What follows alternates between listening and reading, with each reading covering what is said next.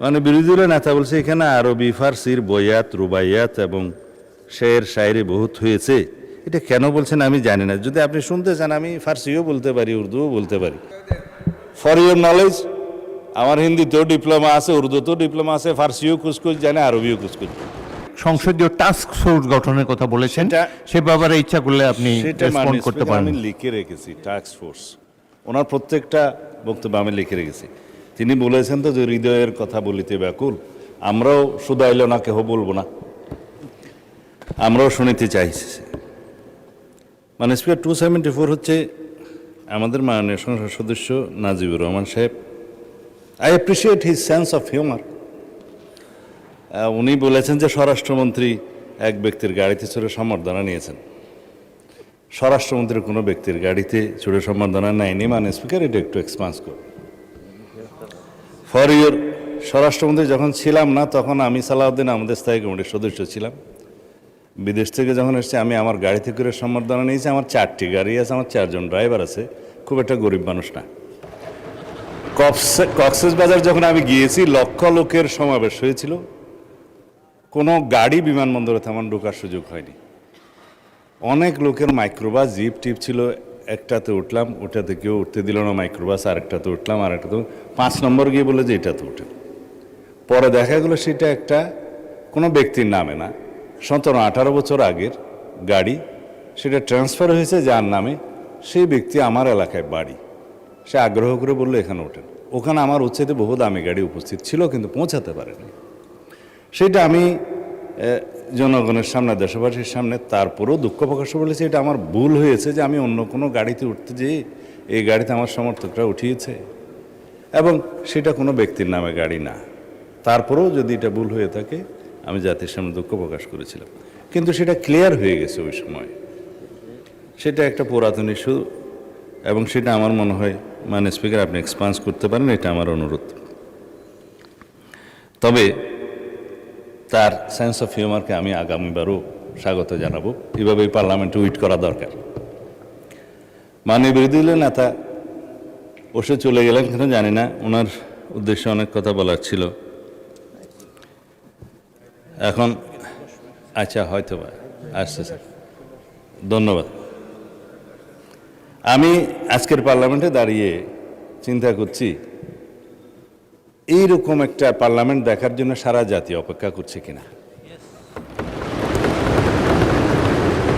মানে স্পিকার তিনি আজকে যে প্রস্তাবটা নিয়ে এসছেন পার্লামেন্টকে ভাইব্রেন্ট করেছেন, তার এই ভাইব্রেন্ট প্রপোজালের জন্য তাকে প্রথমে আমি ধন্যবাদ জানাই।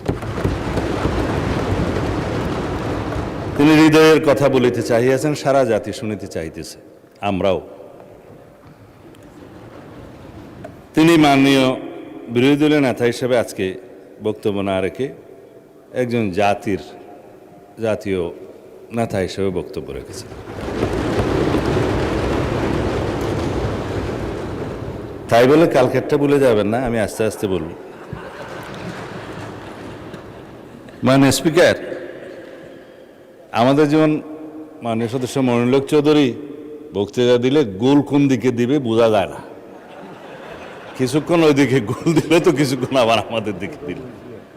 তা আমি অবশ্য আজকে কোনো দিকে গোল দিতে চাই না। আমরা শ্রমবাজার শুরু করতে দেখেছি শহীদ রাষ্ট্রপতি জিয়াউর রহমানকে, সেটা আজকে বাড়তে বাড়তে সারা দুনিয়ায় বিস্তৃত হয়েছে। তার এই দূরদৃষ্টি আমাদের জাতিকে রেমিটেন্সে সমৃদ্ধ করেছে। মাননীয় বিরোধী দলের নেতা বলেছেন তাদেরকে আমরা রেমিটেন্স যোদ্ধা বলি, তারা যেন বীরের মর্যাদা পায়। অবশ্যই আমরা এখানে আলোচনা করে এই প্রবাসী রেমিটেন্স যোদ্ধাদেরকে বীরের মর্যাদা দিতে পারি। তারা ফ্যাসিবাদ বিরোধী আন্দোলনে সংগ্রাম করতে যেয়ে বিদেশে জানে যেখানে রাজতন্ত্র আছে সেই জায়গাতে আন্দোলন করা মানা, তারপর তারা দেশপ্রেমের বহিঃপ্রকাশ ঘটিয়ে যাবজ্জীবন জেলের মতো নির্দেশ পেয়েছে। কেয়ারটেকার গভর্নমেন্টের সময় উদ্যোগ নিয়ে রাষ্ট্রীয়ভাবে তাদের অনেককে ফেরত আনতে পেরেছেন, আরও কিছু বাকি ছিল, পরে আমরা চেষ্টা করে বাকিদেরও এনেছি। এখনও কেউ যদি বাকি থাকে পররাষ্ট্র মন্ত্রণালয় উদ্যোগ নেবে তাদেরকে যেন ফিরিয়ে নিয়ে আসা হয়। তাদের মধ্যে দেশপ্রেম যারা দেশে আছে তাদের চাইতে বেশি জাগরুক থাকে। মাননীয় স্পিকার, এই শ্রম শক্তি রপ্তানির মধ্য দিয়ে যেমন রাষ্ট্রপতি জিয়াউর রহমান বাংলাদেশের এই বৈদেশিক মুদ্রা অর্জন এবং দেশের অর্থনীতিকে সমৃদ্ধ করার উদ্যোগ গ্রহণ করেছিলেন, কর্মসংস্থানের ব্যবস্থা করেছিলেন, একইভাবে গার্মেন্টসও তিনি বাংলাদেশে শুরু করেছিলেন। বাংলাদেশে আজকে এই দুইটা খুঁটির উপরে বলতে গেলে অনেকটা আমরা দাঁড়িয়ে আছি, আমাদের অর্থনীতি দাঁড়িয়ে আছে। আমি আবারও ধন্যবাদ জানাই বিরোধী দলীয় আরও অনেক মাননীয় সদস্য, প্রায় সময় শহীদ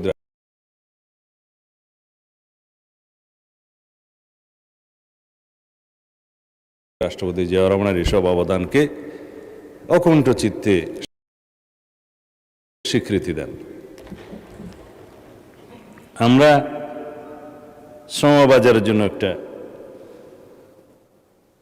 টাস্ক ফোর্স গঠন করা যায় কিনা, সমস্ত সমস্যাগুলি খতিয়ে দেখে রিকমেন্ডেশনস দেওয়ার জন্য, নিরসনের জন্য যে প্রস্তাব মাননীয় স্পিকার আপনি একটু আগে যেটা বললেন, মাননীয় প্রধান বিরোধী দলীয় নেতা যেটা প্রস্তাব করেছেন, সেটার একটা বিকল্প অবশ্য এখানে আছে।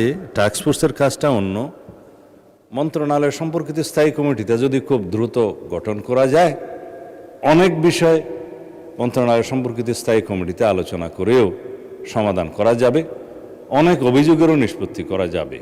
তবে টাস্ক ফোর্স সম্পর্কিত যে প্রস্তাবটা দিয়েছেন সেটা শ্রম মন্ত্রণালয় পরীক্ষা নিরীক্ষা করে আমার মনে হয় একটা টাস্ক ফোর্স প্রতিষ্ঠা করা যায়। আর তাদেরকে বিমানবন্দর সহ সমস্ত জায়গায় যাতে যথাযথ সম্মান প্রদান করা হয় এবং অগ্রাধিকার দেওয়া হয়, সেই বিষয়টি স্বরাষ্ট্র মন্ত্রণালয়, শ্রম মন্ত্রণালয় মানে প্রবাসী কল্যাণ মন্ত্রণালয় এবং পররাষ্ট্র মন্ত্রণালয় সম্মিলিতভাবে সিভিল এভিয়েশন মিনিস্ট্রি সহ একটা ওয়ার্কিং কমিটি করে আমরা সেই কাজটা করতে পারি, সেটা সরকারি পর্যায়ে। এটা যদি আপনারা, আমার মনে হয় এটাও আপনারা অ্যাড্রেস করতে চেয়েছেন, এটাও আমরা করতে পারি আমাদের প্রবাসী বন্ধুদের জন্য।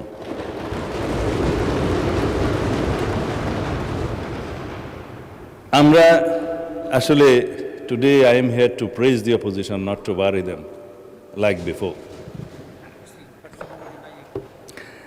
আমাদের মালয়েশিয়া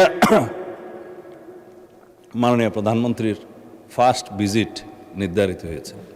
তার মানে এই না যে মানে মালয়েশিয়া ফার্স্ট, এটার গুরুত্ব তিনি দিয়েছেন। মালয়েশিয়ার শ্রমবাজার উন্মুক্ত করার জন্য আমাদের 2 জন মন্ত্রী এবং উপদেষ্টাকে মালয়েশিয়া পাঠিয়েছিলেন। সরকারের উচ্চ পর্যায়ে তাদের সাথে আলাপ আলোচনা হয়েছে যে কিভাবে শ্রমবাজার উন্মুক্ত করা যায়, আরও বেশি শ্রমশক্তি বাংলাদেশ থেকে প্রেরণ করা যায়। তিনি এই বিষয়টায় খুবই মনোযোগ দিয়েছেন মাননীয় প্রধানমন্ত্রী। অবশেষে তাদের আমন্ত্রণে, মালয়েশিয়া সরকারের আমন্ত্রণে তিনি প্রথম মালয়েশিয়া যাচ্ছেন। উদ্দেশ্য অনেকগুলোর মধ্যে এটা প্রধানতম। ফ্যাসিবাদী সরকারের সময় মাননীয় স্পিকার অনেকে এটাকে বহুল আলোচিতভাবে আদম ব্যবসা হিসেবে পরিচিত করে, শব্দ দুটো সম্মানিত নয় সেজন্য আমি এখানে ব্যবহার করতে চাই না, কলঙ্কিত করেছে। অনেক ক্ষেত্রে মানব পাচারও করেছে, অনেক ক্ষেত্রে অর্থ পাচার করেছে। যারা জড়িত এই সমস্ত কর্মকাণ্ডে তাদের 100 জনের বিরুদ্ধে কয়েকদিন আগে একটি মামলায় চার্জশিট প্রদান করা হয়েছে মাননীয় স্পিকার। এগুলো গৃহীত ব্যবস্থা। আর বিরোধী দলের গঠনমূলক আলোচনার মধ্য দিয়ে যে প্রসঙ্গগুলো উঠে এসছে এবং যে নোটিশটা মাননীয় বিরোধী দলীয় নেতা আজকে দিয়েছেন, তার মধ্যে যে প্রস্তাবগুলো আছে সেই প্রস্তাবের প্রেক্ষিতে দুইটা মন্ত্রণালয়ের পক্ষ থেকে 2 জন মাননীয় প্রতিমন্ত্রী এর লিখিত জবাব দিয়েছেন। বিষয়টার সাথে স্বরাষ্ট্র মন্ত্রণালয়েরও কিঞ্চিত বিষয় জড়িত আছে। তা আমাকেও একটা কাগজ মন্ত্রণালয় থেকে রেডি করে দেয়া হয়েছে। তার মধ্যে কয়েকটা বিষয় মাননীয় বিরোধী দলীয় নেতা যেটা জানতে চেয়েছেন তার একটা জবাব আছে, তা আমি এক দুইটা প্যারাগ্রাফ বোধহয় পড়লে ভালো হবে। গণপ্রজাতন্ত্রী বাংলাদেশ সরকার প্রবাসী বাংলাদেশিদের জন্য নিরাপদ, আধুনিক, সহজলভ্য ও আন্তর্জাতিক মানসম্পন্ন পাসপোর্ট সেবা নিশ্চিতকরণে নিরলসভাবে কাজ করে যাচ্ছে। এই লক্ষ্যে পর্যায়ক্রমে মেশিন রিডেবল পাসপোর্ট MRP এর পরিবর্তে আধুনিক পাসপোর্ট কার্যক্রম বাস্তবায়ন করা হয়েছে। বর্তমানে বিশ্বের বিভিন্ন দেশে অবস্থিত 73টি বাংলাদেশ মিশনের মধ্যে 71টি মিশনে পাসপোর্ট কার্যক্রম চালু রয়েছে। বিগত 6 মাসে উক্ত মিশনসমূহে ইস্যুকৃত পাসপোর্টের মধ্যে প্রায় 86% পাসপোর্ট এবং 14% MRP পাসপোর্ট, যা প্রমাণ করে প্রবাসী বাংলাদেশি নাগরিকগণ নির্বিঘ্নে পাসপোর্ট সেবা গ্রহণ করছেন। যেসব নাগরিকের MRP পাসপোর্টের মেয়াদ বিদ্যমান রয়েছে, তারা মেয়াদ উত্তীর্ণ না হওয়া পর্যন্ত উক্ত পাসপোর্ট ব্যবহার করতে পারছেন। অন্যদিকে নতুন আবেদন ও পুনঃ ইস্যুর ক্ষেত্রে পর্যায়ক্রমে পাসপোর্ট প্রদান করা হচ্ছে। বিদেশে অবস্থানরত প্রাপ্তবয়স্ক বাংলাদেশি নাগরিকগণ জাতীয় পরিচয়পত্র NID-র পাশাপাশি বার্থ রেজিস্ট্রেশন সার্টিফিকেট ব্যবহার করে পাসপোর্টের আবেদন করতে পারছেন। ফলে তথ্য সংশোধনের প্রয়োজন হলে BRC মানে বার্থ রেজিস্ট্রেশন সার্টিফিকেট সংশোধনের মাধ্যমে পুনঃ ইস্যুর আবেদন দাখিলের সুযোগ রয়েছে, যা বিদেশে অবস্থানরত নাগরিকদের জন্য একটা গুরুত্বপূর্ণ সুবিধা। এই বিষয়টা মাননীয় বিরোধী দলীয় নেতা উত্থাপন করেছিলেন। এই জবাবটা এখানে আছে। আমরা বার্থ রেজিস্ট্রেশন সার্টিফিকেটের মাধ্যমে যদি কোনো সংশোধনের প্রয়োজন হয় সেটা আমরা আমলে নিচ্ছি। পাসপোর্ট সেবা সহজীকরণের লক্ষ্যে সরকার ইতিমধ্যে একাধিক নীতিগত ও প্রশাসনিক পদক্ষেপ গ্রহণ করেছে। এর মধ্যে উল্লেখযোগ্য হল পুলিশ ভেরিফিকেশন ব্যতিরেকে পাসপোর্ট ইস্যু করা, অনলাইন আবেদন ও অনলাইন পেমেন্ট ব্যবস্থা, SMS ও অনলাইনের মাধ্যমে আবেদন অগ্রগতি পর্যবেক্ষণ, অভিযোগ প্রতিকার ব্যবস্থা, কল সেন্টার ও হেল্পলাইন চালু এবং বিদেশে অবস্থানরত নাগরিকদের জন্য BRC-র ভিত্তিতে বার্থ রেজিস্ট্রেশন সার্টিফিকেটের ভিত্তিতে আবেদন গ্রহণের সুযোগ সৃষ্টি। কয়েকদিন আগে মন্ত্রণালয়ে আমরা একটা আন্তঃমন্ত্রণালয় মিটিং করেছিলাম। এই বিষয়ে মাননীয় স্পিকার এই নির্দেশনাগুলো দিয়ে দেওয়া হয়েছে সমস্ত জায়গায়।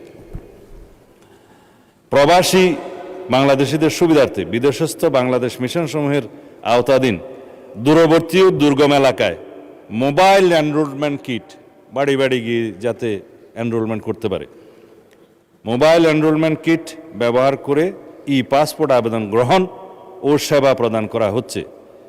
পাসপোর্ট ব্যবস্থা চালুর ফলে পাসপোর্টের নিরাপত্তা উল্লেখযোগ্যভাবে বৃদ্ধি পেয়েছে।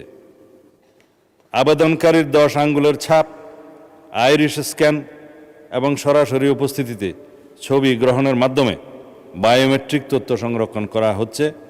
এর ফলে জালিয়াতি, প্রতারণা এবং অন্যের পরিচয়ে পাসপোর্ট গ্রহণের সুবিধা কার্যত বিলুপ্ত হয়েছে। বিদেশে অবস্থানরত প্রবাসী বাংলাদেশিদের নিকট দ্রুততম সময়ে প্রস্তুতকৃত পাসপোর্ট পৌঁছে দেওয়ার লক্ষ্যে আন্তর্জাতিক কুরিয়ার সার্ভিসের মাধ্যমে 72 ঘন্টার মধ্যে সংশ্লিষ্ট বাংলাদেশ মিশনে প্রেরণের ব্যবস্থা গ্রহণ করা হয়েছে। এছাড়া অবশিষ্ট বাংলাদেশ মিশনসমূহেও পর্যায়ক্রমে পাসপোর্ট কার্যক্রম সম্প্রসারণের কাজ চলমান রয়েছে। তবে স্বীকার্য যে কিছু ক্ষেত্রে বিদেশস্থ বাংলাদেশ মিশনসমূহে পাসপোর্ট সেবা প্রাপ্তিতে কিছু প্রতিবন্ধকতা বিদ্যমান রয়েছে, যেমন মাল্টিপল অ্যাক্টিভ, বায়োমেট্রিক মিসম্যাচ, বিভিন্ন তথ্য সংশোধন, হারানো পাসপোর্ট, পূর্ববর্তী পাসপোর্ট যাচাই অথবা বিশেষ অনুমোদন সংক্রান্ত আবেদনসমূহ দ্রুত নিষ্পত্তি করা সম্ভব হচ্ছে না। অনেক ক্ষেত্রে প্রয়োজনীয় ডকুমেন্ট যথাসময়ে সিস্টেমে আপলোড না করা, সমস্যার প্রকৃতি যথাযথভাবে অনুধাবন করতে না পারা অথবা পাসপোর্ট অধিদপ্তর সংশ্লিষ্ট দপ্তরের সাথে সময় মতো সমন্বয় না হওয়ার কারণে আবেদনকারীদের দীর্ঘদিন অপেক্ষা করতে হচ্ছে। আবেদনকারীদের যথাযথ দিক নির্দেশনা প্রদানের ক্ষেত্রেও সীমাবদ্ধতা পরিলক্ষিত হয়। প্রয়োজনীয় কাগজপত্র, আবেদন প্রক্রিয়া বা সমস্যা সমাধানের বিষয়ে সুস্পষ্ট ধারণা না থাকায় অনেক প্রবাসী নাগরিককে একাধিকবার দূতাবাস বা পাসপোর্ট সেন্টারে যেতে হচ্ছে। ফলে তাদের অতিরিক্ত সময়, অর্থ ও শ্রম ব্যয় হচ্ছে এবং অনেক ক্ষেত্রে কর্মঘণ্টা নষ্ট হওয়ায় আর্থিক ক্ষতিরও সম্মুখীন হতে হচ্ছে। কিছু দেশে আউটসোর্সিং প্রতিষ্ঠানের মাধ্যমে এই পাসপোর্ট কার্যক্রম পরিচালনার ফলে অতিরিক্ত ভোগান্তি সৃষ্টি হচ্ছে। উদাহরণস্বরূপ মালয়েশিয়ার কুয়ালালামপুরে আবেদনকারীদের বায়োমেট্রিক কার্যক্রম সম্পন্ন করতে এক স্থানে এবং পাসপোর্ট গ্রহণ করতে অন্য স্থানে যেতে হয়। পরবর্তীতে পাসপোর্ট অ্যাক্টিভেশনের সময় পুনরায় আউটসোর্সিং প্রতিষ্ঠানে যেতে হয়। ফলে আবেদনকারীরা বাড়তি দুর্ভোগের সম্মুখীন হচ্ছেন, যা সমাধান হওয়া প্রয়োজন এবং এই বিষয়ে আমরা কাজ করছি। মাননীয় স্পিকার, উল্লেখ্য, প্রবাসী বাংলাদেশিদের কল্যাণ, সুরক্ষা এবং উন্নততর পাসপোর্ট সেবা নিশ্চিতকরণে সরকার সর্বোচ্চ অগ্রাধিকার দিয়ে কাজ করছে। ভবিষ্যতে এই কার্যক্রম অব্যাহত থাকবে। মাননীয় স্পিকার, বিরোধী দলীয় নেতা কয়েকটা স্পেসিফিক প্রস্তাব দিয়েছেন। যারা বিদেশে মৃত্যুবরণ করে প্রবাসীদের মধ্যে, তাদের লাশ যেন একদিনও সেখানে বেশি অবস্থান না করে। বাংলাদেশের দূতাবাসসমূহ যাতে তড়িৎ গতিতে সেই ব্যবস্থাটা গ্রহণ করে, পররাষ্ট্র মন্ত্রণালয় থেকে সেটা একদম স্ট্যান্ডিং অর্ডার দেয়া আছে এবং আমাদের নজরে যখন আসে, পত্রিকান্তর অথবা অন্য কোনোভাবে আসে, আমরা সেটা খুব দ্রুততম সময়ের মধ্যে সেটা অ্যাড্রেস করি। কিছুদিন আগে দেখেছেন আমাদের মাননীয় পররাষ্ট্র প্রতিমন্ত্রী সেরকম একটি লাশ গ্রহণ করতে এখানে এয়ারপোর্টে এসেছেন। এটা জাতীয়ভাবে সংবাদে দেখা গেছে। যে কোনো বিদেশি এই যে লিবিয়া এবং লিবিয়া হয়ে ইটালি যাওয়ার যে প্রবণতা লক্ষ্য করা গেছে, আমাদের কিছু কিছু দালালের খপ্পরে পড়ে কিছু কিছু ভাইয়েরা এই ভূমধ্য সাগর পাড়ি দিতে গিয়ে তারা খুব একটা বলতে গেলে যে অমানসিক বা মানবেতরভাবে তারা বুটের মধ্যে থেকে খুব তারা মৃত্যুর শিকার হয়, মৃত্যুবরণ করেন, যেটা বর্ণনা করার মতো না ভাষায়। সেগুলো হয়েছে এবং এর সাথে একটা চক্র জড়িত। আমার এলাকাতেও এরকম দুই একটা ঘটনা উন্মোচিত হয়েছে। আমি তাদের বিরুদ্ধে ব্যবস্থা নিয়েছি এবং তাদেরকে ফিরিয়ে আনার ব্যবস্থা নিয়েছি পররাষ্ট্র মন্ত্রণালয়ের সহযোগিতায়। এখনও একজন আসতে পারেন। মাননীয় স্পিকার, এগুলো বন্ধ করার জন্য এখানে আমাদের সমন্বিতভাবে চেষ্টা করতে হবে। বিদেশে আমাদের ভাবমূর্তি ক্ষুণ্ণ হচ্ছে এই কারণে। প্রবাসে যারা দক্ষ জনশক্তি রপ্তানির কথা বলছেন, এই বিষয়ে মাননীয় প্রধানমন্ত্রী দায়িত্ব গ্রহণের পর থেকেই, যেহেতু এটা আমাদের নির্বাচনী ইশতেহার এবং ৩১ দফা তো আমরা এটা অ্যাড্রেস করেছি, প্রথম দিন থেকে চেষ্টা করছি যে আমরা এমন শিক্ষা ব্যবস্থা চালু করব এবং সেটা আমরা গ্রহণ করেছি, ইতিমধ্যে ইনিশিয়েট করেছি, যে শিক্ষা ব্যবস্থা বেকারের জন্ম দেবে না। আমরা বাংলা ইংরেজির পাশাপাশি আরেকটি ভাষা শিক্ষা করার জন্য গ্রহণ করার জন্য কম্পালসারি করছি মাধ্যমিক পর্যায় পর্যন্ত। তারপরে কারিগরি শিক্ষা গ্রহণের জন্য আমরা ইন্টারমিডিয়েটের পর থেকে আমরা এটাও সুযোগ বেশি করে সৃষ্টি করব, যাতে সবাই বিশ্ববিদ্যালয়ে যাওয়ার তাগিদ অনুভব না করে। এখন আমাদের দেশে একটা প্রবণতা আছে মাননীয় স্পিকার, সবাই ডিগ্রি পাস হবে, মাস্টার ডিগ্রি পাস হবে, তারপরে হয়তো বেকার হয়ে যায়। কিন্তু বিদেশে এরকম নয়, অনেক দেশে এরকম নয়।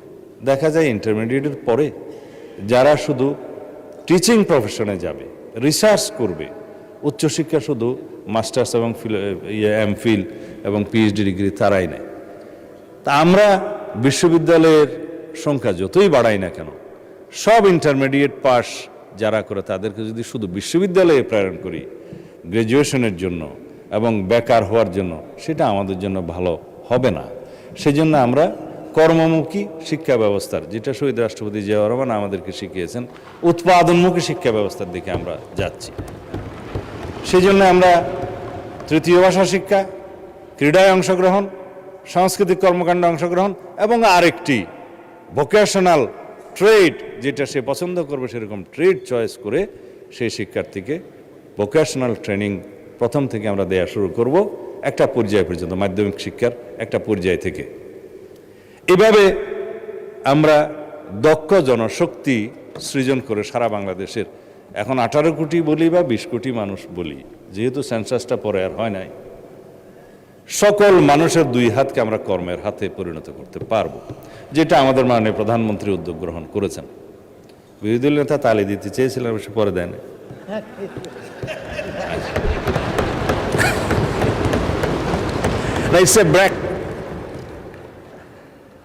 আমি বেশিক্ষণ সময় নেব না, যেহেতু এখন রাত্রে 9টা বাজে। আপনি যদিও স্বাধীনতা দিয়েছেন যে টেক ইউর টাইম, কিন্তু আমি কারো বিরতির উদ্রেক হতে চাই না।